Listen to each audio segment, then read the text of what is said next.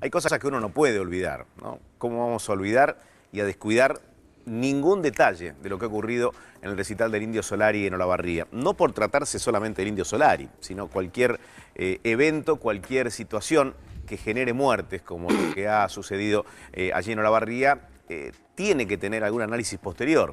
¿El tema se ha agotado? Yo considero que no, porque hay muchas cuestiones que no se han abordado. Y es por ello que estamos acompañados en esta mesa junto a Daniel Chiliuti y el doctor Gabriel Yesi. Analía Forti está aquí con nosotros, es consultora psicológica, y Jorge Alberto Surín, doctor especializado en temas de defensa del consumidor.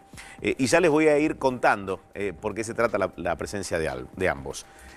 A ver, Analía, ¿de qué no nos hemos ocupado, teniendo en cuenta lo que ha ocurrido en el recital del Indio Solari?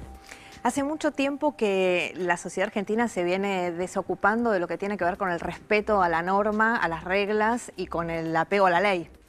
Y la realidad es que cuando una sociedad empieza a estar destruida éticamente, empieza a haber una ausencia de normas y de reglas y se empieza a establecer una anomia, esto va generando inevitablemente diferentes modalidades de destrucción social. ¿Por qué lo decís, ajustándonos a lo que pasó en Olavarría? Porque está esta cuestión específica de el cupo es hasta acá, pero bueno, también nos podemos exceder.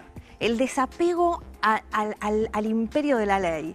Es que es hasta acá, pero podemos avasallar ese límite. Te referís a 150.000 personas, que son las que podían ingresar al predio, pero total, si hasta el propio músico dice, bueno, en la cultura del indio está, bueno, no hay ningún imposible. Si llegás hasta ahí, vas a ver el recital. Y la muerte es un posible. Y los riesgos para la vida son un posible. Por eso la realidad es que la anomia inevitablemente conduce de alguna manera a la destrucción y al desprecio por la vida. Es importante en una sociedad construir el apego a la ley y la vigencia de la norma. Ahora, ¿fue una tragedia o no fue una tragedia lo de Olavarría? En realidad no. El doctor me puede corregir en esto. Digo, tragedia es todo aquello que no se pudo prever. ¿Sí? En realidad esto se pudo prever y se pudo evitar, con lo cual no lo podemos denominar tragedia. Y es peligroso también comunicarlo de esta manera, ¿no?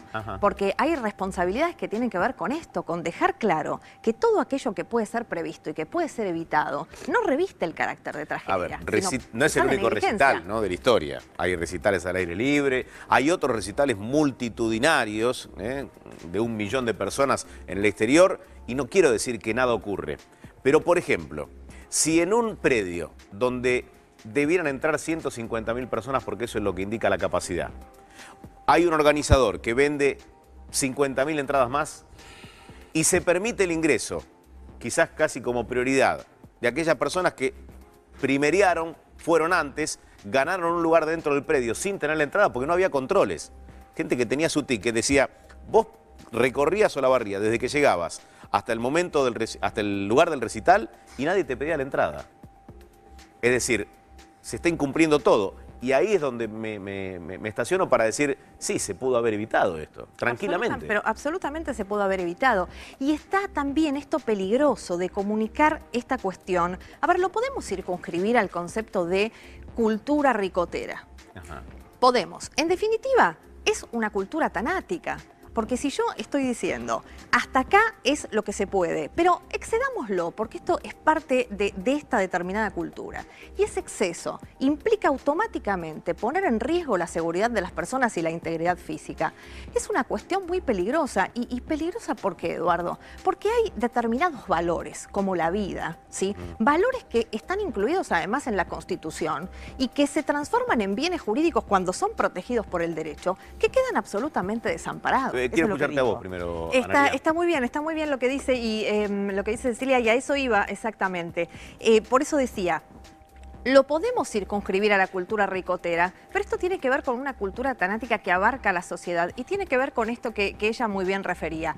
Cuando en una sociedad hay desapego a la vida, el trabajo justamente tiene que ver con crear condiciones sociales que favorezcan el recupero del proyecto existencial, porque en definitiva el consumo de alcohol y el consumo de drogas tiene que ver con un proyecto de muerte.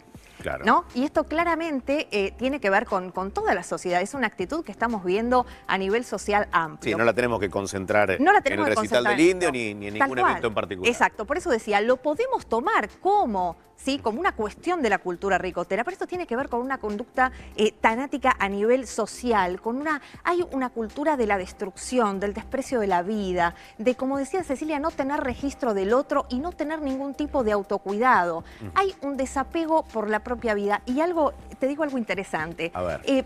Que tiene que ver con lo que hablaban un poco todos, ¿no? Esta ausencia del Estado, que tiene que ver con el no cumplimiento de las normas y con no estar cuidando también la vida y la seguridad y la integridad física del ciudadano, también genera una enorme vivencia de desamparo. Y esa vivencia de desamparo también alimenta el desprecio por la vida. Analía, a modo de conclusión, aunque el tema lógicamente da para seguir siendo analizado. Totalmente, importantísimo que cada persona recupere el apego a la vida y el respeto por el propio autocuidado. Es importante saber que si yo observo situaciones que son excesivas, no puedo librar mi vida al azar.